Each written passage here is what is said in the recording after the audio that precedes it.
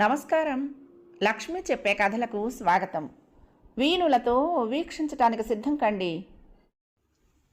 ప్రియ సఖులు, ఇప్పుడు మనం ప్రముఖ రచయిత శ్రీ ఎంబీఎస్ ప్రసాద్ గారు రచించిన భార్య పుట్టినరోజు అనే ఒక చక్కటి కథను విందామండి. ఈ కథ 1998 మార్చిలో ఆంధ్రప్రభ దినపత్రికలో ప్రచురింపబడింది. ఇక కథ మొదలు పెట్టేస్తున్నానండి. ఆ రోజు మధ్యాహ్నం ఫ్యాక్టరీలో ఉండగా గుర్తొచ్చింది రాజాకు. మర్నాడే అతని భార్య సావిత్రి పుట్టినరోజని. అంతే, అప్పటి నుండి పనిలో మనసు లగ్నం కాలేదు.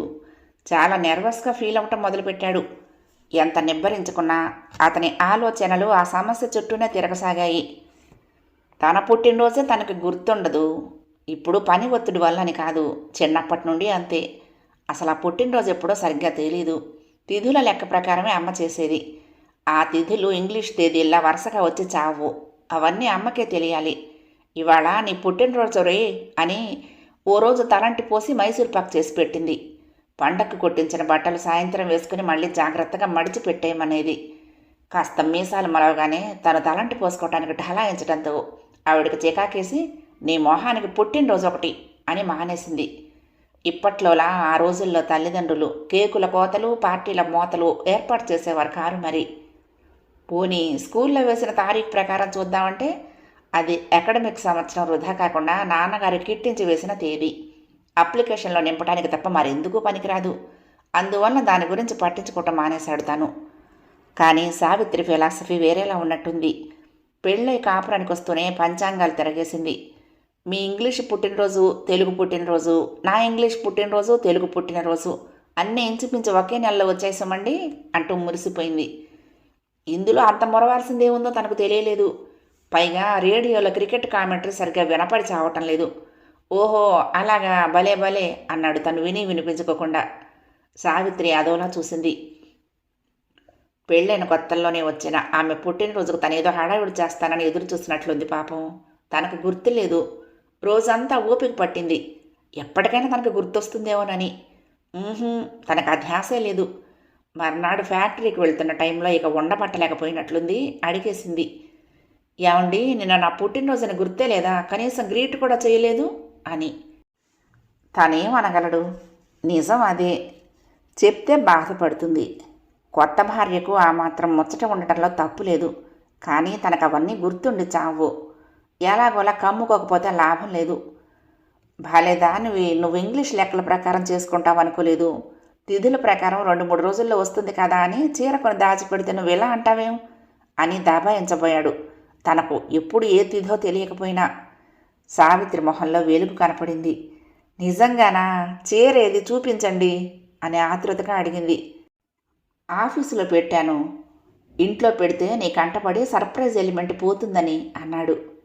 అయితే ఇవాళ తీసుకురండి, కట్టుకుని గుడికి వెళ్దాం అంది.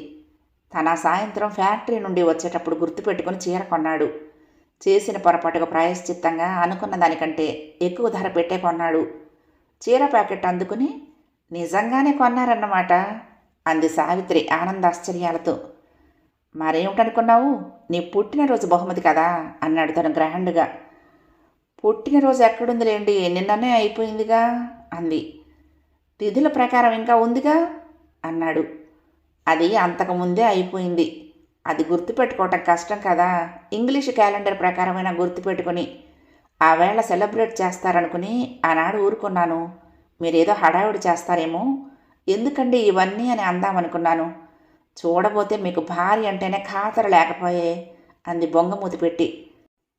అమ్మ దొంగ, 2 పుట్టినరోజులు అయిపోయినా విషయం చీర కొనటానికి ముందు చెప్పలేదు చూసావా అని తను అనుకుంటూ ఉండగానే సావిత్రి ప్యాకెట్ విప్పి చీర చూసింది.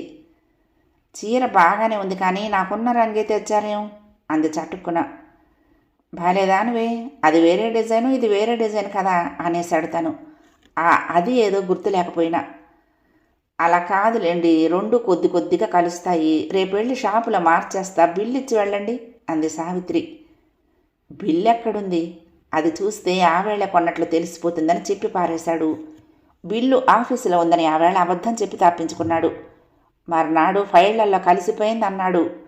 తర్వాత వర్షంలో తడిసిపోతే ఎండబెట్టానన్నాడు. చివరికి పర్సులో పెడితే ఎవడో పర్సు కొట్టేశాడని చెప్పాడు. ఇదొక వారం సాగింది. ఈ లోపున ఆగలేక సావిత్రి చీర కట్టుకుని తిరిగేయటం, పాతదానికంటే ఇదే బాగుందనిపించి మనసు మార్చుకోవటం జరిగిపోయాయి. ఆ విధంగా ఆ ఏడాది గండం గట్టెక్కింది.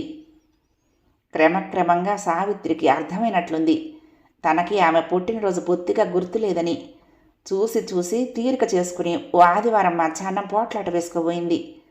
అసలు మీరు ఇలా పుట్టినరోజు మర్చిపోవటం ఏమిటి నాకు తెలియక అడుగుతాను. నీదే కాదుగా సావిత్రి, నాకేది గుర్తుండదు. అదే అడుగుతున్నాను, ఎందుకని? మనమేమైనా జాతీయ నాయకులవా మన పుట్టినరోజు జరుపుకోవటానికి? నేను పుట్టి ఏం సాధించానని పుట్టినరోజు వేడుకలు జరుపుకోవాలి అన్నాడు. నన్ను పెళ్ళాడారు, అది చాలదు అంటూ లేచి చక్కాపోయింది విసుక్కుంటూ. ఆ తర్వాత సంవత్సరం పుట్టినరోజుల సీజన్ వచ్చే ముందే సావిత్రి పునాది వేయటం మొదలుపెట్టింది. మీ పుట్టినరోజుకి నేను బహుమతి కొందాం అనుకుంటున్నాను, మరి నా పుట్టినరోజుకి మీరేం కొంటారు అడిగింది. ఓహో, పుట్టినరోజులు దగ్గరలోనే ఉన్నాయన్నమాట అనుకుని ఆ బహుమతి ఏమిటని అడిగాడు తను. మీరు నాకిచ్చేది బహుమతి ఏమిటో ముందు చెప్తే నేను తర్వాత చెప్తా అంది. బాగుంది, బహుమతులు కొనటానికి నా దగ్గర డబ్బేం మిగిలింది, అంతా ఇంట్లోనే ఇచ్చేస్తున్నానుగా అన్నాడు. అంతా ఎక్కడా పాకెట్ మనీ అని తీసుకుంటున్నారుగా. సిగ్గు లేకపోతే సరి, సిగరెట్లు తగ్గించండి అంటూ పాకెట్ మనీ సగానికి సగం తగ్గించేశావు, పైగా అందులో మిగలలేదా అంటూ ఆరాలొకటి అన్నాడు. అవునులేండి, పెళ్ళానికి చీర కొనాలంటే చాలు మీకు ఎక్కడ లేని ఖర్చులు గుర్తొచ్చేస్తాయి అంది. నా సంగతి సరే, నాకు బహుమతి కొనటానికి నీకు డబ్బులు ఎలా వచ్చాయి అడిగాడు. ఇంటి ఖర్చులో మిగిల్చాను. మా గొప్పగా ఉంది, ఇంటి కోసం మిగిలితే అది ఇంటి డబ్బే అవుతుంది, కానీ నీది ఎలా అవుతుంది? మీతో కబుర్లు వేసి కూర్చోటానికి నాకు తీరిక లేదు, వంటింట్లో చచ్చేటంత పని ఉంది అంటూ వెళ్ళిపోయింది సావిత్రి. ఎందుకైనా మంచిదని తను చీర కొనిపెట్టి ఇంట్లోనే ఉంచాడు. సావిత్రి అది చూసే ఉండొచ్చు కానీ చెప్పలేదు. చీర ఇచ్చినప్పుడు ఆశ్చర్యపడి తనను ఆనంద పెడదామనుకుందేమో. ఆ రోజు రాత్రి రేపు పెందరాళే లేవాలి, తలంటది పోసుకోవాలి, పుట్టినరోజు కదా అని సావిత్రి జనాంతికంగా హెచ్చరించినప్పుడు తను గట్టిగా గుర్తుపెట్టుకున్నాడు. కానీ కర్మంకాలి పొద్దున లేస్తూ ఉండగానే రాష్ట్ర ప్రభుత్వం కూలిపోయినట్లు వార్త చెప్పింది రేడియో. ఇక దానికి అతుక్కుపోయాడు. ఇంట్లో పేపరే కాక పక్క వాళ్ళ పేపర్ కూడా తెచ్చి ప్రభుత్వ పతనానికి కారణాలు తెలుసుకున్నాడు. కానీ సావిత్రి ముఖం అదోలా ఉండటానికి మాత్రం కారణం తెలుసుకోలేకపోయాడు. తలనొప్పా సావిత్రి అని అడిగి చూశాడు. కాదంది. ప్రభుత్వ పతనం గురించి తన విశ్లేషణ చెప్తున్నప్పుడు కూడా పెద్ద ఆసక్తి చూపలేదు. అది మామూలేలే అనుకుని ఊరుకున్నాడు. సాయంత్రం సావిత్రి అలక పాన్పు వేసేదాకా తనకు గుర్తు రాలేదు. అతి కష్టం మీద అలక తీర్చగలిగాడు. ఆమె చల్లారాక సరదాగా అన్నట్టే, ఎందుకొచ్చిన బాధరబంది ఇదంతా, హాయిగా ఇద్దరివి సెలబ్రేట్ చేసుకోవటం మానేస్తే పోలా అని చూశాడు.